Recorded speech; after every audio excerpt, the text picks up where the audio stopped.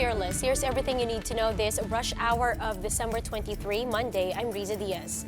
Jumpstarting today's rush with developments in the Maguindanao massacre case, which is just not over yet.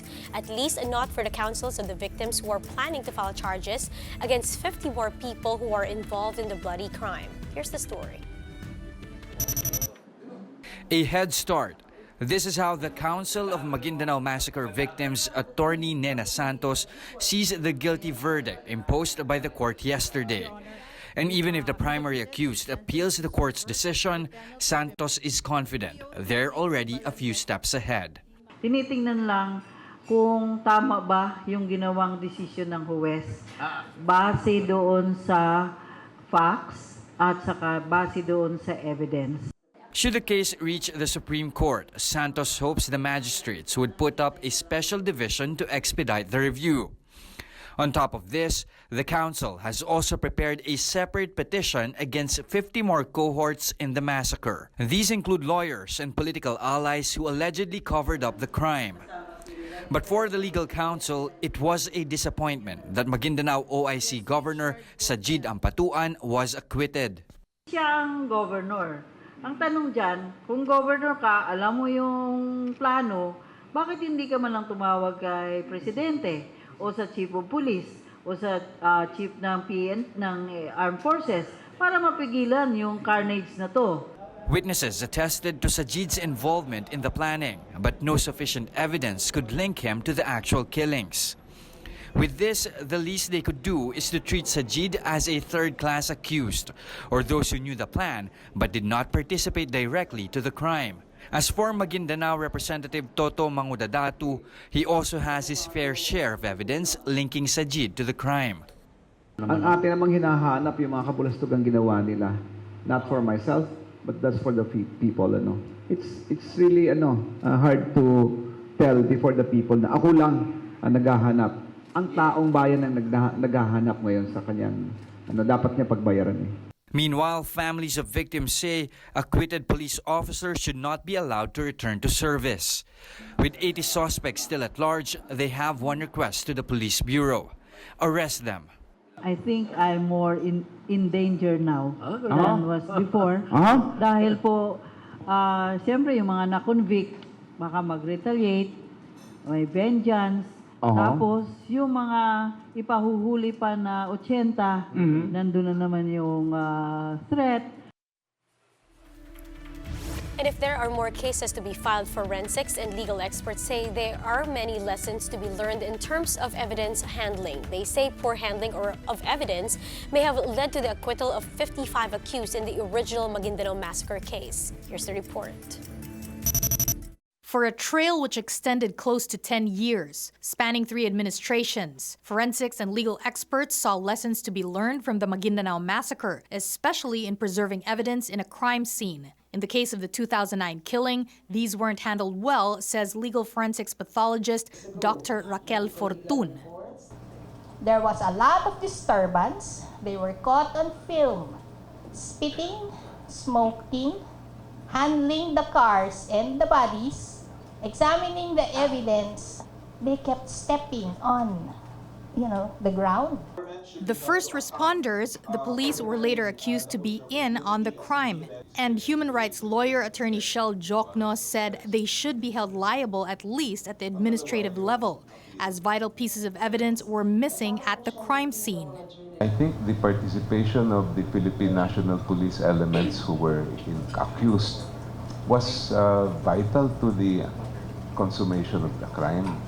But for Dr. Fortun, the most vital piece of evidence that was lost during the poorly handled evidence gathering operation is the body of the 58th victim, Reynaldo Momay. So anong nangyari sa kanya? Hindi naman sumabog. Kasi that's another way. Pira-piraso, fragmented, pwedeng mawala. Hindi ganun eh. Hindi rin naman nalusaw. Only Momay's dentures were found at the site of the massacre. Fortun said it would have been possible for prosecution to declare judicial presumption of death, but the country lacks such laws. The Quezon City RTC judge, Jocelyn Solis Reyes, dismissed criminal charges in Momay's murder case because the body of the victim could not be found. Families of the innocent passerby who were murdered in the Maguindanao massacre expressed mixed feelings over the court's verdict on the case. Jenny Dongan will tell us more. This was the SUV used by the 4 employees of the Corong City Hall to bring Eduardo Lechoncito, a licensing officer who suffered from stroke, to Cotabato Hospital on November 23, 2009. On the road to Sharif Aguac, the SUV was stopped along with a convoy of vehicles from Buluan, Maguindanao. All 5 of them were killed in the Maguindanao massacre. The SUV was stored at the Philippine National Police Region 12 headquarters together with the backhoe and other armored vehicles used in the killing. Alias Darwin, one of Lechoncito's next of kin, said they suffered so much after the death of the family's breadwinner. Some of family members even had to move out of their hometown. Pumunta na po ng Maynila sa takot po. Kasi dalawang babae yan sila, ma'am. So, nagdesisyon sila na doon na muna sa Manila. Hanggat na hindi pa tapos ang kaso. All in all, 6 passers-by who weren't part of the convoy were murdered in the massacre. And when the verdict was finally revealed, it was some mixed emotions for their families. For Darwin, it was a long battle for his family. But they're set to face a different battle now. With several suspects acquitted, they now fear for their lives. Sabi ko, malapit kami dito sa kanila. Matitrace nila kami agad. Bahala ang sigad sa amin. But the PNP assured the safety of the families of the Maguindanao massacre. So ang ating pong mga respective police stations, ang ating pong mga chief of police ay parati pong nandyan para mag-assist po sa kanila para tugunan yung kanilang complaint kung meron mang talagang meron magte-threat sa kanila. According to the decision of the Quezon City Regional Trial Court, the families of those slain passers-by can claim their compensation amounting to 340,000 to 4 million pesos. But for the family of the passers-by, no amount can pay for the innocent lives lost on that fateful day.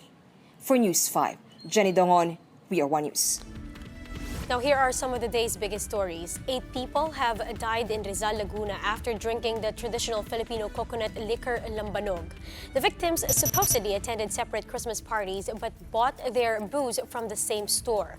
The local government of Rizal already declared a state of emergency in the town because of these incidents. Over in PGH, 165 people have been confined due to lambanog poisoning. And as of the moment, 8 of their 68 patients sent in for poisoning are in critical condition, while 96 patients have been transferred to the East Avenue and Rizal Medical Center because the ER at the PGH could no longer accommodate the rest. Malacanang welcomed the latest Pulse Asia survey, which showed a rise in President Duterte's approval and trust rating. In a statement, Palace spokesperson Salvador Panelo claimed that Duterte's, quote, stratospheric rating is unprecedented, saying that no president has reached the midpoint of his term with such a high rating. The December survey shows President Duterte obtaining an 87% approval mark, up 9 percentage points from September. Vice President Leni Robredo, meanwhile, got the lowest rating at 58%, while Senate President Tito Sotto received an 84% approval mark. House Speaker Alan Peter Cayetano got an 80% approval rating. And in the spirit of the holidays, President Duterte ordered a nationwide ceasefire starting December 23 until January 7. Officials say the ceasefire is expected to generate a good environment ahead of informal talks to continue peace negotiations. Now, before this, Duterte rejected the idea of having a Yuletide truce with communist rebel groups. And after a punctual ratification in the legislative branch, the budget bill is up for President Duterte's signature.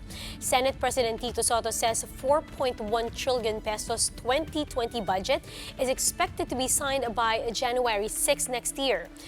Sotto says the slight delay in the enactment was due to longer printing period and the back-to-back holiday ahead.